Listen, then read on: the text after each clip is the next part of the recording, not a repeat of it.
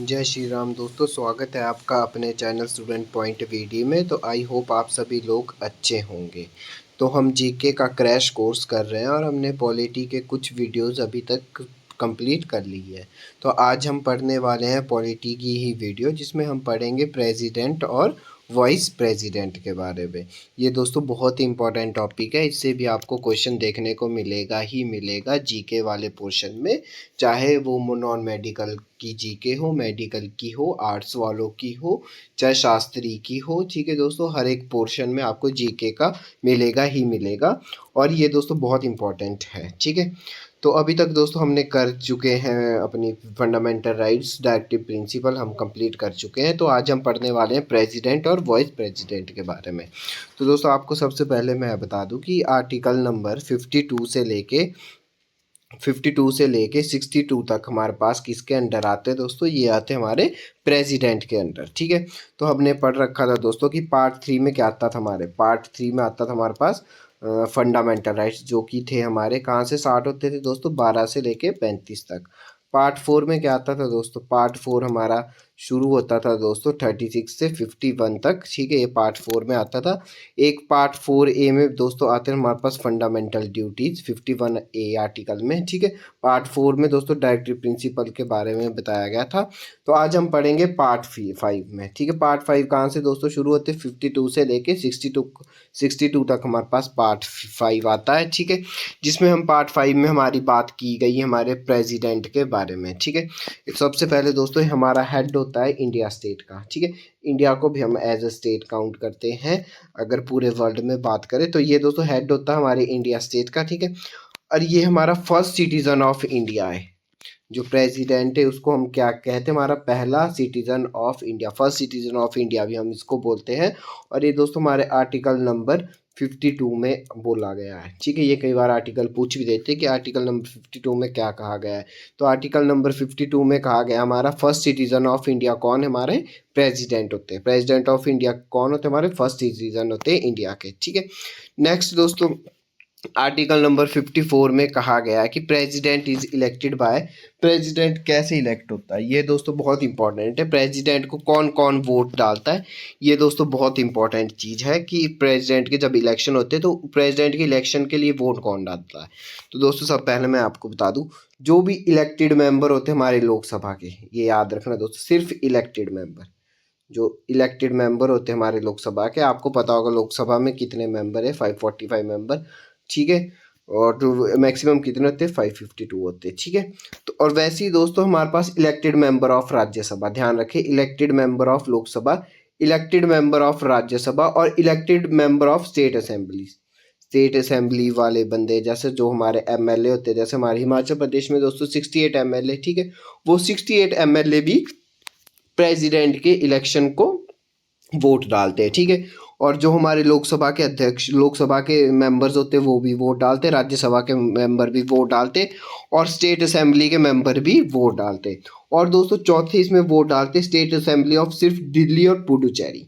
दिल्ली और पुडुचेरी और जम्मू कश्मीर के भी हमारे पास ये क्या डालते हैं? वोट। अब जम्मू कश्मीर नहीं दोस्तों, सिर्फ दिल्ली और पुडुचेरी के लोग ही हमारे इलेक्शन में वोट, हमारे वोट डालते हैं प्रेसिडेंट के इलेक्शन को। ठीक है, ये दोस्तों इसमें इंपॉर्टेंट है। ठीक है, कौन कौन दोस्तों, मैं फिर से रिपीट कर देता हूँ।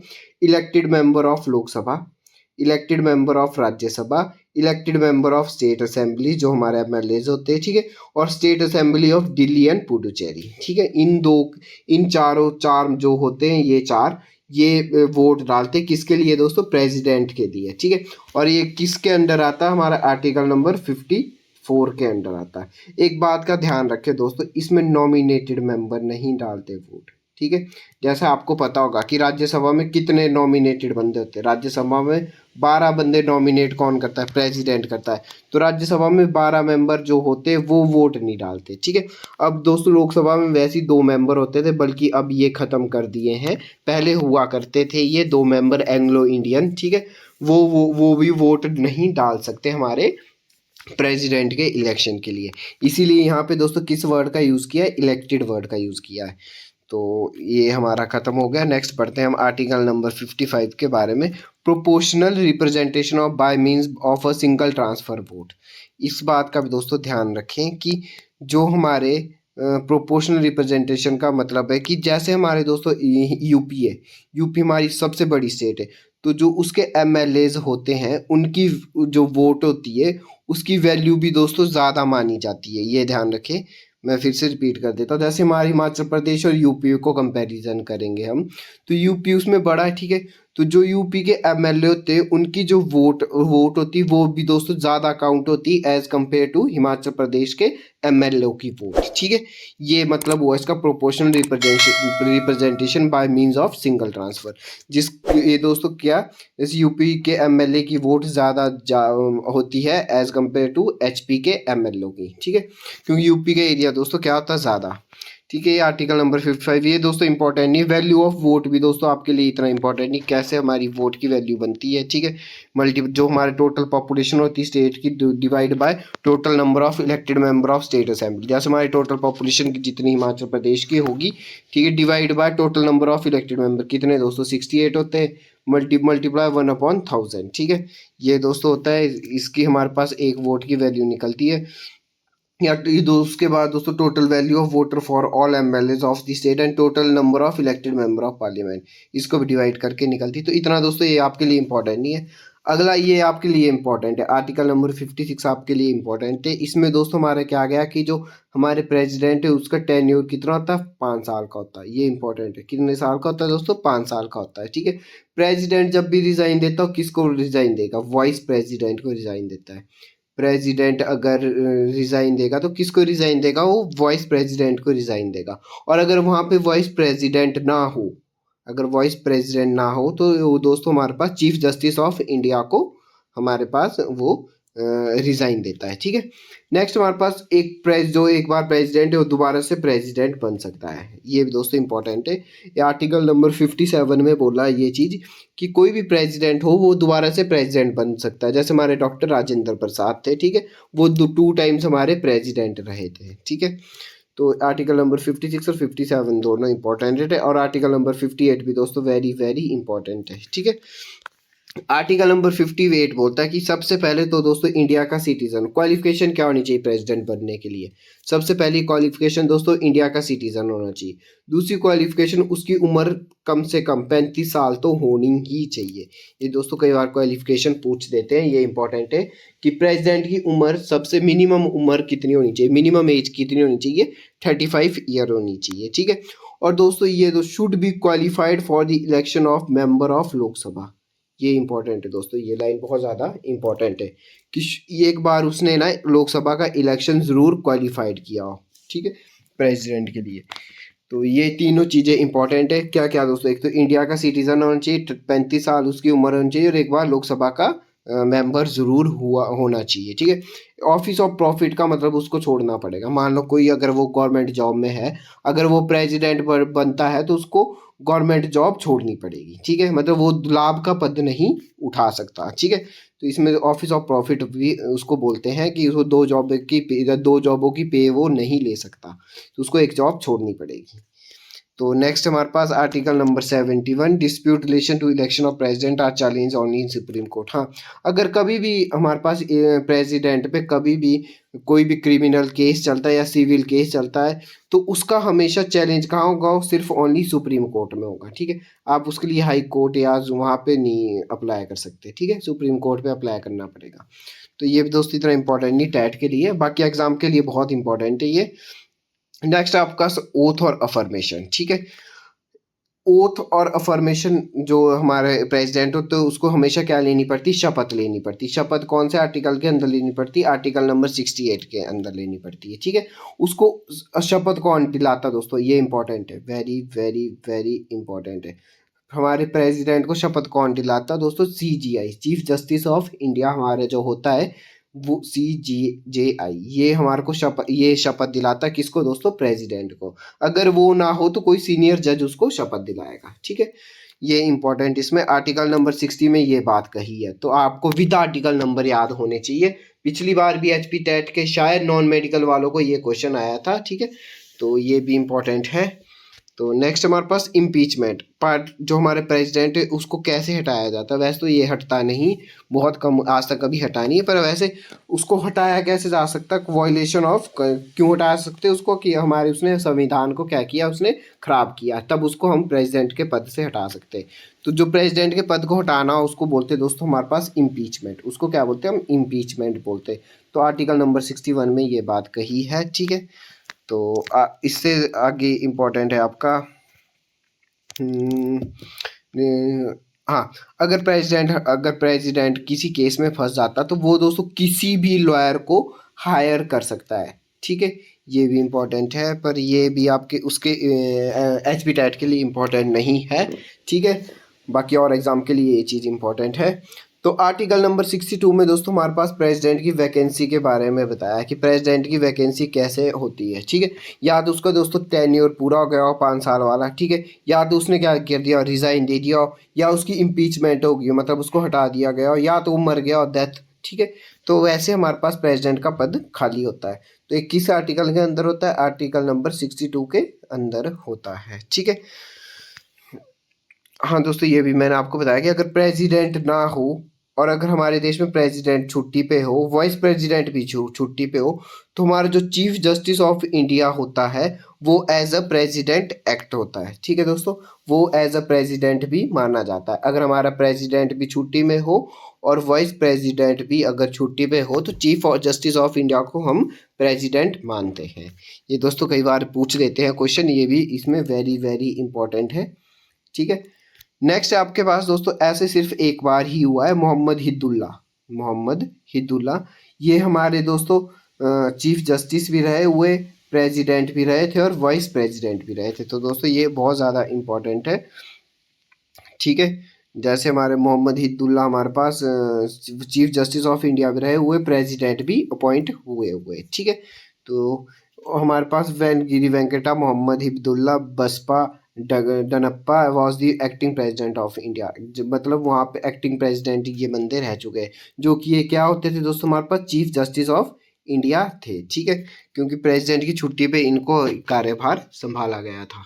तो दोस्तों ये इंपॉर्टेंट है कि अगर प्रेसिडेंट और vice president is not available then chief justice of India हमारे क्या रहते हैं, एज अ प्रेसिडेंट रहते हैं, ठीक है। बढ़ते हैं हम नेक्स्ट की तरफ। नेक्स्ट हमारे पास इसके पावर्स के बारे में, और पावर से दोस्तों हमेशा आपको क्वेश्चन मिलेगा ही मिलेगा। तो सबसे पहले पढ़ेंगे हम इसकी एग्जीक्यूटिव पावर। एग्जीक्यूटिव पावर क्या क्या होती है, ठीक है। एग्जीक्यूटिव पावर दोस्तों पहली पावर है कि प्रेसिडेंट किन किन बंदों को अपॉइंट कर सकता है। ये दोस्तों वेरी इंपॉर्टेंट है, प्रेसिडेंट किन किन बंदों को अपॉइंट कर सकता है। तो प्रेसिडेंट हमारे पीएम को अपॉइंट करता है, सबसे पहली बात, ये दोस्तों इंपॉर्टेंट है। प्रेसिडेंट किसको अपॉइंट करता है, हमारे पीएम को अपॉइंट करता है। नेक्स्ट हमारे पास जो काउंसिल ऑफ मिनिस्टर्स होते हैं उनको भी अपॉइंट करता है कौन, प्रेसिडेंट, ठीक है। जो हमारे अटॉर्नी जनरल ऑफ इंडिया होते हैं, ठीक है, इनको भी अपॉइंट करता है कौन, प्रेसिडेंट, ठीक है। सीएजी का मतलब है controller and auditor general of India. Spelling देख लेना दोस्तों, controller audit general of India, general of India. इनको भी दोस्तों कौन अपॉइंट करता है, प्रेसिडेंट अपॉइंट करता है। अटॉर्नी जनरल ऑफ इंडिया को कौन अपॉइंट करता है, प्रेसिडेंट अपॉइंट करता है, ठीक है। ये दोस्तों बस ये आपने याद रखना, पीएम, ठीक है, PM, council of minister, attorney general और CAG, controller and auditor general of India, ठीक है। सीएजे यहाँ लिखा जी होना था दोस्तों, सीएजी, ठीक है। नेक्स्ट हमारे पास दी चीफ इलेक्शन कमिश्नर को और इलेक्शन कमिश्नर को भी हमारे पास अपॉइंट करता है कौन, प्रेसिडेंट। और हमारे पास जो मेंबर्स ऑफ यूपीएससी, जो भी हमारे पास टेस्ट निकालते हैं यूपीएससी का, चेयरमैन और मेंबर्स जो भी होते हैं यूपीएससी के, उनको भी कौन अपॉइंट करता है, हमारे को प्रेसिडेंट अपॉइंट करता होगा। आपने देखा होता जब भी दोस्तों हमारे पास आईएएस निकलते हैं तो लास्ट में उनकी फोटो हमेशा किसके साथ आती है, प्रेसिडेंट के साथ आती है, ना कि प्राइम मिनिस्टर के साथ। तो ये भी दोस्तों इंपॉर्टेंट है कि जो चेयरमैन और मेंबर ऑफ यूपीएससी होता है उनको भी दोस्तों कौन अपॉइंट करता है, प्रेसिडेंट ही अपॉइंट करता है, ठीक है। एक और बात दोस्तों इसमें ध्यान रखें कि जो हमारे यूपीएससी के आईएएस, जैसे मान लो एग्जांपल के साथ आपको समझाता हूँ, जो हमारे आईएएस होते हैं अगर उनको हटाना हो तो उनको हटा भी कौन सकता है दोस्तों, सिर्फ प्रेसिडेंट ही हटा सकता है। उसको हमारे प्राइम मिनिस्टर उसको उसकी पोस्ट से नहीं हटा सकता। ये भी दोस्तों इसमें इंपॉर्टेंट है, ठीक है। जॉइंट पब्लिक सर्विस कमीशन को भी कौन अपॉइंट करता है? प्रेसिडेंट ही अपॉइंट करता है, तो इतना इंपॉर्टेंट नहीं है दोस्तों। ये इसमें सबसे ज़्यादा इंपॉर्टेंट है, गवर्नर ऑफ स्टेट। ठीक है, आर्टिकल नंबर 155 यहाँ आपको दिख रहा होगा। ठीक है, article number 155, governor of state, जो हमारे गवर्नर्स होते हैं उनको कौन अपॉइंट करता है? हमारा प्रेसिडेंट ही अपॉइंट करता है दोस्तों। और ये क्वेश्चन बार बार रिपीट हो चुका है कि गवर्नर्स को कौन अपॉइंट करता है। तो गवर्नर्स जो हमारे होते हैं देश के, उनको भी कौन अपॉइंट करता है? हमारा प्रेसिडेंट ही अपॉइंट करता है। बस आपने दोस्तों यही याद रखना कि governors, members of UPSC, election commissioner के chief, controller and auditor general of India, attorney general of India, council of minister और पीएम, इनको कौन अपॉइंट करता है? प्रेसिडेंट ही अपॉइंट करता है। ठीक है, बढ़ते हम नेक्स्ट दोस्तों इसकी लेजिस्लेटिव पावर के तरफ। तो दोस्तों इसमें हमारा जो पार्लियामेंट है वो किस किस से बना है? ये क्वेश्चन भी दोस्तों कई बार आ चुका है कि हमारा जो पार्लियामेंट वो किस किस से बना है। हमारा पार्लियामेंट जो बना है दोस्तों वो बना हमारे पास लोकसभा, राज्यसभा, साथ में प्लस प्रेसिडेंट। ठीक है, कई बार ऑप्शन में दोस्तों लोकसभा राज्यसभा देख के दिया होगा और प्रेसिडेंट भी दिया होगा या बोथ बी एंड सी दिया होगा। तो इस बात को ध्यान रखें, जो हमारा पार्लियामेंट है उसमें लोकसभा वाले अध्यक्ष भी आते हैं, राज्यसभा भी आते हैं और प्रेसिडेंट भी उसमें इंक्लूड होता है। ये दोस्तों क्वेश्चन बहुत कंफ्यूज करता है। ठीक है, हम सिर्फ लोकसभा और राज्यसभा ही टिक करके आते हैं, प्रेसिडेंट भी उसमें होता है। जो हमारा पार्लियामेंट है उसमें लोकसभा, राज्यसभा और प्रेसिडेंट तीनों ही इंक्लूड होते हैं। ठीक है, हमारा जो लोकसभा है उसको दोस्तों कौन डिसॉल्व कर सकता है? डिसॉल्व होता है मतलब खत्म कर सकता है। तो उसको कौन खत्म कर सकता है, डिसॉल्व कर सकता है? उसको भी दोस्तों हमारे पास प्रेसिडेंट ही डिसॉल्व करता है। ये भी इंपॉर्टेंट है। ठीक है, आर्टिकल नंबर 85 के तहत जो हमारी लोकसभा उसको कौन खत्म कर सकता है? हमारे को प्रेसिडेंट ही खत्म कर सकता है। और जब भी जॉइंट सेशन बनाना हो, जॉइंट सेशन होता है हमारा, जब भी हमारे पास लोक राज्यसभा और लोकसभा के लोग, उनको मेंबर्स को हमेशा बुलाना हो जॉइंट सीटिंग के लिए, तो उनको भी दोस्तों कौन बुलाता है? प्रेसिडेंट ही बुलाता है, आर्टिकल नंबर 108 के तहत। ये भी इंपॉर्टेंट है। ठीक है, एक बात और बता दूं आपको, लोकसभा ही हमेशा डिसॉल्व होती है, मतलब लोकसभा को ही प्रेसिडेंट खत्म कर सकता है, राज्यसभा को नहीं कर सकता, क्योंकि राज्यसभा हमारा परमानेंट हाउस है। ठीक है, और लोकसभा हमारा टेम्परेरी हाउस है। ये भी दोस्तों इंपॉर्टेंट है कि राज्यसभा कभी भी डिसॉल्व नहीं होती। ठीक है, the speaker of the Lok Sabha present. हाँ, एक और बात आपको बता दूं, जो हमारे पास ज्वाइंट सीटिंग होती है, ज्वाइंट सेशन होता है जिसमें लोकसभा के लोग, लोकसभा के मेंबर और राज्यसभा के मेंबर दोनों आते हैं। ठीक है, तो उसमें भी दोस्तों हमारे पास जो स्पीकर होता है किसका? लोकसभा का, ये इंपॉर्टेंट है, वो उस सेशन को प्रिजाइड करता है, मतलब वो उसका हेड होता है। कौन? अगर हमारे पास लोकसभा के लोग भी, अब मेंबर्स भी आ रहे हैं और राज्यसभा के मेंबर्स भी आ रहे हैं, तो दोस्तों उसकी उन मीटिंग को कौन प्रिजाइड करता है? और कौन प्रिजाइड करता है? वो करता है हमारे पास स्पीकर ऑफ लोकसभा। ये इंपॉर्टेंट है दोस्तों, स्पीकर ऑफ लोकसभा, ये इससे क्वेश्चन आता है, इस वाली लाइन से आपको क्वेश्चन आएगा कि the speaker of Lok Sabha preside the joint session of parliament. अगर पार्लियामेंट की कभी जॉइंट सेशन होगी तो उसको कौन प्रिजाइड करेगा? जो स्पीकर होगा लोकसभा का, उसको वो प्रिजाइड करेगा। ठीक है, और जॉइंट सेशन हमारे देश में सिर्फ 3 बार ही हुई है। ठीक है, 3 बार कब हुई थी? जब डाउरी प्रोहिबिशन बिल आया था 1960 में, तब हुई थी। ठीक है, या बैंकिंग सर्विस कमीशन आया था तब हुई थी। और दोस्तों तीसरी हमारे पास जब प्रिवेटेरिज्म के लिए आया था, तो डाउरी 1960 में हुई थी, बैंकिंग सर्विस कमीशन 1977 में आया था और प्रिवेंशन ऑफ टेररिज्म बिल 2002 में आया था। तो हमारे पास 3 बार ही हमारी ज्वाइंट सेशन हुआ है हमारे देश में आज तक। ठीक है, जिसमें लोकसभा और राज्यसभा के दोनों लोग आए थे। नेक्स्ट हमारे पास क्या कि जब भी हमेशा फर्स्ट सेशन होगा प्रेसिडेंट, ये दोस्तों आपके लिए इतना इंपॉर्टेंट नहीं है। ठीक है, आपको मैं ये बता दूं कि 12 मेंबर इलेक्ट होते राज्यसभा में। ठीक है, वो कौन इलेक्ट करता है? वो हमारे पास प्रेसिडेंट इलेक्ट करता है। ठीक है, और नेक्स्ट हमारे पास जो 2 मेंबर इलेक्ट होते हैं लोकसभा में, वो एंग्लो इंडियन कम्युनिटी से हमेशा होते हैं। वो लोकसभा में कितने मेंबर अपॉइंट कर सकता है? वो सिर्फ प्रेसिडेंट 2 मेंबर अपॉइंट कर सकता है। और राज्यसभा में कितने मेंबर को अपॉइंट कर सकता हो? 12 मेंबरों को अपॉइंट कर सकता है। ठीक है, तो दोस्तों ये जो हमारे पास 2 लोकसभा वाले मेंबर है, ये अब ये ख़त्म हो चुके हैं। ठीक है, तो ये दोस्तों हमारे पास 103 अमेंडमेंट हुई थी। ठीक है, उसमें इसको ख़त्म कर दिया था गया था कि अब कोई भी 2 मेंबर अपॉइंट नहीं करेगा प्रेसिडेंट लोकसभा के लिए। तो ये इसमें इम्पॉर्टेंट है। ठीक है, बढ़ते हम नेक्स्ट की तरफ। बजट जब भी आएगा दोस्तों उसको सबसे पहले परमिशन मांगनी पड़ती है किसकी, प्रेसिडेंट की, ये इसमें इंपॉर्टेंट है। ठीक है, बजट जब भी हमेशा इंक्लूड होगा तो उसको परमिशन मांगनी पड़ेगी किसकी, प्रेसिडेंट की। नेक्स्ट हमारे पास कि प्रोमुलेट ऑफ ऑर्डिनेंस, मतलब आर्टिकल नंबर 123 जो है यहाँ पे आपको दिख रहा होगा, प्रोमुलगेट्स ऑफ ऑर्डिनेंस। ऑर्डिनेंस की पावर भी दोस्तों किसको दी गई है, हमारे प्रेसिडेंट को दी गई है। ऑर्डिनेंस की पावर किसको दी गई, प्रेसिडेंट को दी गई आर्टिकल नंबर 123 के तहत।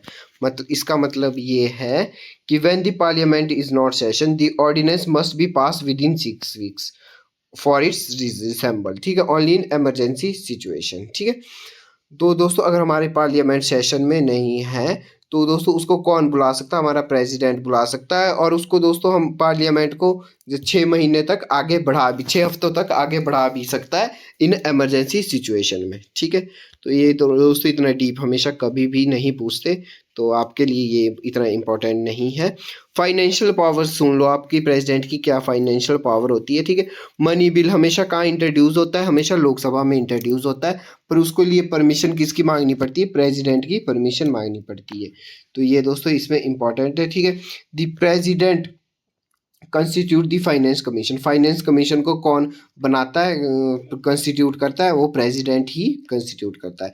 और फाइनेंस कमीशन हमेशा कितने सालों तक होता है, 5 सालों तक बनता है। ठीक है, जो हमारा स्टेट फाइनेंस कमीशन है वो आर्टिकल नंबर 243 में आता है। ठीक है, जो state election commission of India है जो आर्टिकल नंबर 324 में आता है। ये हम शुरू की वीडियोज़ में भी कर चुके हैं। ठीक है, नेक्स्ट दोस्तों इसमें हाँ पार्टनिंग पावर, ये दोस्तों इंपॉर्टेंट है, पिछली बार भी इससे क्वेश्चन आया था, आर्टिकल नंबर 72। पार्टनिंग पावर होता है कि किसी की अगर फांसी रुकवानी हो तो वो कौन रुकवा सकता है, वो रुकवा सकता है सिर्फ प्रेसिडेंट। ठीक है, अगर आप मान लो किसी बंदे को फांसी दे दी सुप्रीम कोर्ट ने, सिर्फ प्रेसिडेंट ही ऐसा बंदा है जो उसकी फांसी को रुकवा सकता है। तो ये दोस्तों आर्टिकल नंबर 72 के तहत उसमें पावर है जिसको हम पार्डनिंग पावर भी बोलते हैं। ठीक है, पार्डनिंग भी दोस्तों 5 टाइप की होती है, पार्डन, कम्युनिटेशन, ठीक है, रिमिशन रिस्पाइट और रिप्राइज। ठीक है, अब पार्डनिंग का मतलब है या तो उसने पूरी सजा माफ कर दो उसकी। ठीक है, कम्युनेट का मतलब कि अगर उसको पहले मान लो एक सजा को दूसरी सजा में कन्वर्ट करना, मान लो अगर पहले उसको उम्र कैद दियो, अब उसको 10 साल की सजा कर दी, वो भी कौन कर सकता है दोस्तों, सिर्फ प्रेसिडेंट कर सकता है। या उसका टाइम पीरियड चेंज कर दिया, ठीक है, 4 साल की सजा को 2 साल में चेंज कर दिया, ठीक है, वो भी दोस्तों कौन कर सकता है, प्रेसिडेंट कर सकता है। रिस्पाइट कर दिया स्पेशल सर्कमस्टांसिस में, उसको क्या जेल से बाहर भी निकलवा सकते हैं। ठीक है, ये भी कौन कर सकता है, प्रेसिडेंट कर सकता है। रिप्राइव का मतलब अगर मौत की सजा को टेम्परेरी पीरियड के लिए रोक सकते हैं। ठीक है, मान लो उसको मौत की सजा बोली होगी कि अप्रैल में होगी या 22 जून को होगी, तो उसको चेंज करके उन्होंने 22 जुलाई कर दिया, ये भी कौन कर सकता है, प्रेसिडेंट कर सकता है। और ये कौन से पावर के तहत आती है, आर्टिकल नंबर 72 के तहत आती है। ठीक है, ये भी दोस्तों वेरी वेरी इंपॉर्टेंट है। ठीक है, और ये रिपीट भी हुई है आपके पिछले पेपर में।